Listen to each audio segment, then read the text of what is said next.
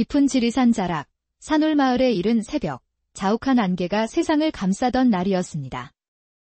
동쪽 하늘이 희미하게 밝아오기 전 숲의 새들조차 깊은 잠에 빠져있던 고요한 시간이었습니다. 바로 그 어스름한 새벽, 마을 어귀의 낡은 돌다리 옆에 한 젊은 여인이 쓰러져 있었습니다. 그녀의 새하얀 명주 저고리는 붉은 핏자국과 흙탕물로 얼룩져 있었고 숨소리는 금방이라도 끊어질 듯 가늘었습니다. 찢어진 비단 치맛자락 사이로 드러난 하얀 버선은 진흙투성이었고 풀어헤쳐진 머리카락은 새벽 이슬에 젖어 창백한 뺨에 달라붙어 있었습니다. 그녀의 손에는 낡았지만 섬세한 세공이 돋보이는 옥비녀 하나가 굳게 쥐어져 있었습니다. 마침 산에서 나무를 하고 내려오던 청년, 민준이 그 처참한 광경을 목격했습니다. 35의 나이에도 홀몸이었던 그는 매일 같은 시각에 산을 오르내리며 나무를 해장터에 내다 파는 것으로 근근히 생계를 유지했습니다. 그날도 여느 때처럼 새벽 일찍 산에 올라 마른 나뭇가지를 모아지게에 가득 짊어지고 내려오는 길이었습니다. 처음에는 길가에 쓰러진 것이 고라니 같은 짐승인 줄 알았습니다. 하지만 가까이 다가가 보니 사람이었고 그것도 젊은 여인이었습니다. 민주는 깜짝 놀라 지게를 내려놓고 한달음에 달려갔습니다. 평소 남의 일에 나서는 법이 없었던 그였지만 죽어가는 사람을 외면할 수는 없었습니다. 아가씨, 정신 차리시오. 제발 숨을 쉬세요. 민준의 간절한 목소리가 새벽 공기를 가르며 울려 퍼졌습니다. 그의 거친 손이 여인의 창백한 뺨을 조심스럽게 두드렸지만 그녀는 가녀린 신음소리만 낼 뿐이었습니다. 가까이서 본 여인의 얼굴은 고통으로 일그러져 있었지만 그 속에서도 고운 품위가 느껴졌습니다. 곱게 수놓은 저고리와 고급 비단으로 만든 치마는 그녀가 양반가의 규수임을 말해주고 있었습니다. 민주는 잠시 망설였습니다. 양반가의 여인을 함부로 건드렸다가는 큰 봉변을 당할 수도 있었기 때문입니다. 하지만 그녀의 숨소리가 점점 약해지는 것을 보고는 더 이상 주저할 수 없었습니다. 조심스럽게 여인을 등에 업었습니다. 그녀의 몸은 깃털처럼 가벼웠고 차가운 체온이 그의 등을 통해 전해져 왔습니다. 조금만 참으세요. 곧 따뜻한 곳으로 모시겠습니다. 민주는 여인에게 말을 걸며 발걸음을 재촉했습니다. 대답은 없었지만 혹시라도 의식이 있을까 싶어 계속 말을 이어갔습니다. 마을로 향하는 그의 발걸음은 평소보다 훨씬 빨랐습니다. 등에 업힌 여인의 숨결이 그의 목덜미에 닿을 때마다 아직 살아있음을 확인할 수 있었고 그것이 그에게는 희망이었습니다. 날이 밝아오자 마을 사람들이 하나둘 깨어나 창밖을 내다보았고 민준이 여인을 업고 가는 모습을 보고 깜짝 놀랐습니다. 어머나, 저게 뭐야? 민준이가 웬 여자를 업고 가네. 저 여자 다친 것 같은데. 옷에 피가 잔뜩 묻었잖아. 양반가 여인 같은데. 무슨 일이래? 괜히 엮였다가 큰일 나는 거 아니야? 쯧쯧. 우리랑은 상관없는 일이야. 괜히 나서지 말자고. 수군거리는 소리들이 민준의 귀에 들려왔지만 그는 아랑곳하지 않았습니다. 오직 여인을 살려야 한다는 생각뿐이었습니다. 그의 이마에는 땀방울이 송골송골 맺혔고 거친 숨소리가 아침 공기를 가득 채웠습니다. 민준의 초라한 초가집에 도착했을 때 여인의 얼굴은 더욱 창백해져 있었습니다. 흙벽에 짚을 얹은 누추한 집이었지만 민준에게는 부모님이 물려주신 소중한 보금자리였습니다. 그는 조심스럽게 여인을 자신의 방 안에 눕혔습니다. 작은 온돌방 하나뿐이었지만 그나마 따뜻한 곳이었습니다. 여인을 눕히고 나서 민주는 우물에서 물을 길어왔습니다. 깨끗한 천을 물에 적셔 조심스럽게 여인의 얼굴에 묻은 흙과 피를 닦아냈습니다. 상처를 살펴보니 다행히 깊지는 않았습니다. 팔과 다리에 긁힌 자국이 여러 군데 있었고 이마에 혹이 나 있었지만 생명에는 지장이 없어 보였습니다.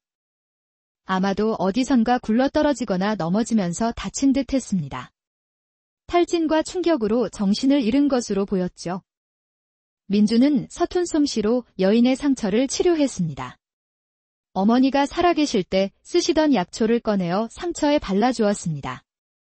그리고는 자신의 유일한 이불을 가져와 여인을 따뜻하게 덮어주었습니다. 부엌으로 간 그는 죽을 끓이기 시작했습니다. 어머니가 돌아가신 후 혼자 살아온 지 10여 년, 이제는 제법 살림이 능숙했지만 누군가를 위해 정성껏 죽을 끓이는 것은 처음이었습니다. 얼마 남지 않은 귀한 쌀이었지만 아끼지 않고 듬뿍 넣었습니다. 죽어가는 사람 앞에서 아낄 수는 없었죠. 방으로 돌아온 민주는 여인의 곁에 앉아 죽이 식기를 기다렸습니다. 그녀의 숨소리가 조금씩 안정되어 가는 것을 보며 안도의 한숨을 내쉬었습니다. 창밖으로 아침 햇살이 비스듬히 들어와 여인의 얼굴을 비추었습니다. 햇살을 받은 그녀의 얼굴은 마치 옥으로 빚은 조각상처럼 아름다웠습니다. 길고 가는 속눈썹, 오뚝한 콧날, 앵두 같은 입술. 비록 창백하고 수척했지만 그 아름다움은 숨길 수 없었습니다.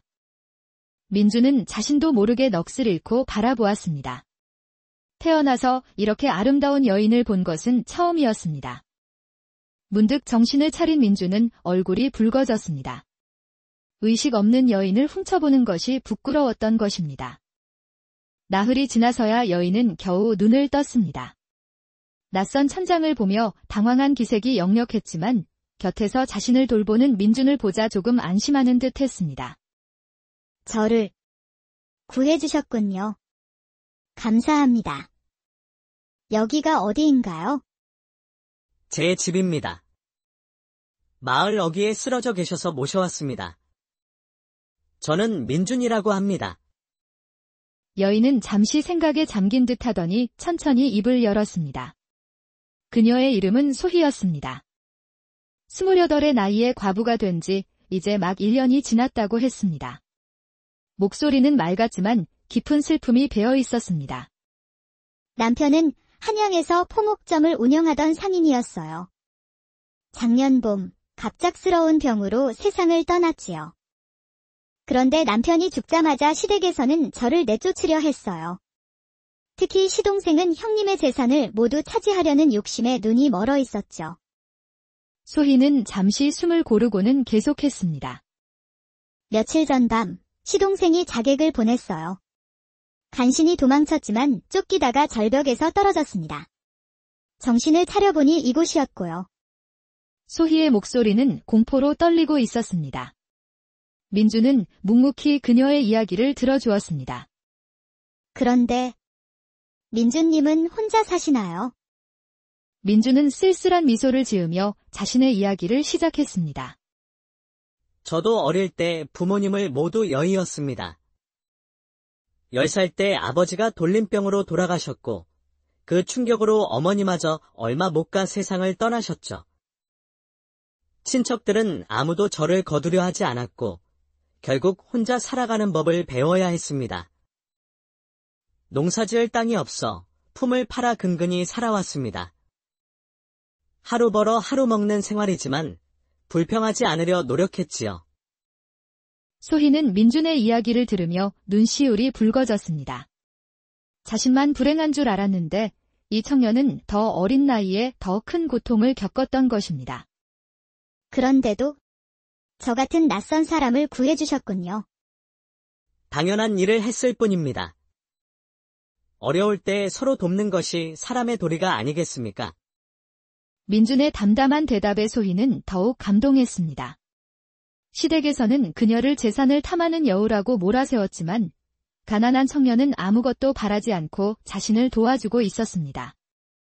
한편 민준이 낯선 여인을 집에 들였다는 소문은 빠르게 마을에 퍼져나갔습니다. 들었어.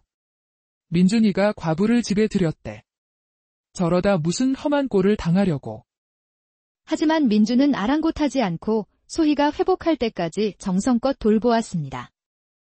일주일이 지나자 소희는 거의 회복되었습니다. 이제는 혼자서도 일어나 앉고 조금씩 걸을 수도 있었습니다. 정말 감사합니다. 목숨을 구해주시고 이렇게 돌봐주시니 이 은혜를 어찌 갚아야 할지. 은혜라니요. 어서 기운 차리시는 것이 갚는 것입니다. 열흘이 지나자 소희는 완전히 회복되었습니다. 떠나야 할 때가 온 것이었지만 막상 떠나려니 발걸음이 떨어지지 않았습니다. 갈 곳이 없었던 것도 사실이었지만 그보다는 민준과 헤어지는 것이 아쉬웠던 것입니다. 소희가 작은 보따리를 싸놓은 것을 본 민준의 얼굴에 아쉬움이 스쳐 지나갔습니다. 떠나시려는 겁니까? 아직 몸이 온전치 않으신데. 너무 오래 신세를 졌습니다. 더 이상 폐를 끼칠 수는 없지요. 어디로 가실 작정이십니까? 시동생이 아직도 찾고 있을 텐데요. 그 말에 소희는 말문이 막혔습니다. 친정도 시댁도 갈 수 없는 처지였습니다. 제가 며칠만 더 머물러도 되겠습니까? 일을 도와드리겠습니다. 밥도 짓고 빨래도 하고 청소도 하겠습니다. 소희의 부탁에 민주는 잠시 놀랐지만 곧 온화한 미소를 지으며 고개를 끄덕였습니다. 이런 누추한 곳이라 불편하실 텐데 괜찮으시다면 얼마든지 계셔도 됩니다. 오히려 제가 감사하지요. 그렇게 소희는 민준의 집에 머물게 되었습니다. 그녀의 손길이 다차 황량했던 민준의 집이 조금씩 생기를 찾아갔습니다. 찢어진 창호지를 새로 발랐고 텅 비었던 텃밭에는 채소들이 파릇파릇 자라나기 시작했습니다. 이렇게 하면 겨울에도 따뜻할 거예요. 민주는 부모님이 돌아가신 후 처음으로 누군가 자신의 집을 이렇게 돌봐주는 것에 목이 메었습니다. 어느 날 저녁, 일을 마치고 돌아오는 민준의 발걸음이 유난히 빨랐습니다. 집에 기다리는 사람이 있다는 생각에 가슴이 설렜던 것입니다. 멀리서 자신의 집 굴뚝에서 연기가 피어오르는 것을 보자 가슴 한구석이 따뜻해지는 것을 느꼈습니다. 대문을 열고 들어서니 구수한 된장찌개 냄새가 코를 찔렀습니다. 오셨어요. 오늘은 특별히 계란찜도 했답니다. 이웃 할머니께서 계란을 좀 나눠주셔서요. 그 모습이 너무나 자연스러워 마치 오래전부터 함께 살아온 부부 같았습니다. 저녁상에 마주 앉은 두 사람은 도란도란 이야기를 나누었습니다. 내일은 텃밭 상추로 쌈을 해드릴게요. 된장에 싸 먹으면 정말 맛있어요. 소희님이 해주시는 것은 무엇이든 다 맛있습니다. 민준의 말에 소희가 얼굴을 붉혔습니다. 두 사람 사이에 묘한 기류가 흘렀지만 아무도 먼저 그 감정을 드러내지는 않았습니다. 하지만 이런 평화는 오래가지 못했습니다. 마을 이장의 아들 태식이 소희를 보고 한눈에 반했던 것입니다. 30이 넘도록 장가를 가지 못한 태식은 성품이 포악하고 주색을 밝혀 마을에서도 골칫덩어리였습니다. 저런 여자가 왜 저런 거지 같은 놈이랑 사는 거야? 내가 데려와야겠어. 며칠 후 이장의 환갑 잔치가 열렸습니다. 마을 사람들이 모두 모이는 큰 행사였죠. 잔치가 한창 무르익었을 때 술에 취한 태식이 소희에게 다가왔습니다. 이게 누구신가? 소문으로만 듣던 소희님이시군. 과연 소문대로 절세미인이시오. 이리 와서 나와 술 한잔 합시다. 저런 거지 곁에 있지 말고 우리 집으로 오는 게 어떻소? 내가 비단옷에 금비녀까지 원하는 건 뭐든 다 사주겠소. 저는 지금이 좋습니다. 민준님은 좋은 분이세요. 그 어떤 부귀영화보다 사람의 진심이 더 소중합니다. 소희의 단호한 거절에 자존심이 상한 태수는 민준을 향해 독설을 퍼부었습니다. 이 거지 같은 놈이. 내 놈이 무슨 수로 저런 여자를 꼬셨냐? 분수를 알아야지. 부끄러운 줄 아세요? 돈과 권력만 있으면 무엇이든 할 수 있다고 생각하십니까? 민준님은 당신보다 100배는 훌륭한 분입니다. 망신을 당한 태수는 혜준과 소희를 향해 으름장을 놓고는 자리를 떠났습니다. 두고 보자. 반드시 후회하게 만들어 주겠다. 그날 이후 태수는 혜준을 모함하기 시작했습니다. 온갖 거짓 소문을 만들어 퍼뜨렸죠. 소문 때문에 마을 사람들은 혜준과 소희를 의심의 눈초리로 바라보았고 일거리마저 줄어들었습니다. 저 때문에 이런 일이. 제가 떠나야겠어요. 무슨 말씀이십니까? 소희님은 아무 잘못이 없습니다. 소문은 언젠가 사라질 겁니다. 저는 소희 님이 곁에 있어주는 것만으로도 행복합니다. 그러던 와중에 소희의 시댁에서 사람들이 찾아왔습니다. 바로 시동생과 그의 일당들이었죠. 형수님, 여기 계셨군요. 이제 그만 집으로 돌아오시지요. 형님이 남기신 재산을 정리해야 하지 않겠습니까? 소희는 그날 밤에 공포가 떠올라 두려움에 떨었습니다. 그때 민준이 그녀를 뒤로 감싸며 나섰습니다. 이분은 제가 모시고 있습니다. 돌아가 주십시오. 더 이상 이분을 괴롭히지 마십시오. 시동생 일당은 마을 사람들이 모여들자 결국 물러날 수밖에 없었습니다. 그날 밤 소희는 자신 때문에 민준이 곤란해지는 것을 견딜 수 없어 눈물을 흘렸습니다. 제가 떠나야겠어요. 이대로 있다가는 민준님까지 위험해질 거예요. 그 말에 민준은 단호하게 고개를 저으며 처음으로 자신의 마음을 온전히 드러냈습니다. 저는 소희 님이 곁에 있어 주길 바랍니다. 가난해서 드릴 것은 없지만 제 마음만은 진실합니다. 평생 소희 님을 지켜드리고 싶습니다. 민준의 진심 어린 고백에 소희는 기쁨의 눈물을 흘렸습니다. 그녀도 이미 민준을 사랑하고 있었기 때문입니다. 저도 민준님을 사랑합니다. 하지만 저는 그런 말씀 마십시오. 소희 님은 제게 세상 전부입니다. 함께라면 어떤 고난도 이겨낼 수 있습니다. 두 사람은 서로를 끌어안았습니다. 처음으로 서로의 온기를 느끼는 순간이었습니다. 하지만 행복은 오래가지 못했습니다. 며칠 후 태수가 도박빚 때문에 시동생과 손을 잡고 소희를 납치하려는 계획을 세웠던 것입니다. 그날 밤 검은 천으로 얼굴을 가린 자객 5이 민준의 집담을 넘어 들어왔습니다. 수상한 기척을 느끼고 경계하고 있던 민준이 즉시 알아차리고 몽둥이를 들고 맞섰습니다. 누구냐? 조용히 비켜라. 우리는 저 여자만 데려가면 된다. 괜히 목숨 버리지 마라. 소희 님은 내가 지킨다. 한 발짝도 움직일 수 없을 것이다. 격투가 벌어졌습니다. 수적으로 열세였지만 민준은 필사적으로 싸웠습니다. 그때 방에서 뛰쳐나온 소희가 큰 소리로 외쳤습니다. 도둑이야. 도둑이 들었어요. 마을 사람들 도와주세요. 소희의 외침에 잠에서 깬 마을 사람들이 횃불과 농기구를 들고 민준의 집으로 몰려왔습니다. 민준이를 도와라. 저 도둑놈들을 잡아라. 순식간에 형세가 역전되었고 자객들은 모두 붙잡혔습니다. 그들의 복면을 벗기자 그 중에는 태수의 얼굴도 있었습니다. 모든 진실이 밝혀지자 마을 사람들은 분노했고 태수와 시동생 일당은 모두 관아로 압송되었습니다. 관아의 조사 과정에서 더욱 충격적인 사실이 드러났습니다. 시동생이 숨겨두었던 소희 남편의 유서가 발견된 것입니다. 유서에는 모든 재산을 아내 소희에게 물려준다는 내용이 적혀 있었습니다. 더욱이 시동생이 형을 독살했다는 사실까지 자백하면서 사건은 새로운 국면을 맞았습니다. 형이 죽으면 재산은 당연히 내 것이 될 줄 알았어. 그런데 형수가 있어서. 그래서 형수도 없애려 했던 거요. 판결이 내려졌습니다. 시동생은 살인죄로 극형을 받았고 태수는 유배형을 받았습니다. 소희는 모든 누명을 벗고 남편의 막대한 재산을 상속받게 되었습니다. 하루아침에 부자가 된 것입니다. 이듬해 봄, 민준과 소희는 조촐한 혼례를 올렸습니다. 마을 사람들이 모두 나와 진심으로 그들을 축복해 주었습니다.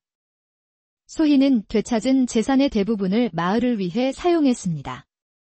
가난한 아이들을 위한 서당을 짓고 흉년을 대비한 곡식 창고를 만들었으며 아픈 사람들을 위한 약방도 열었습니다.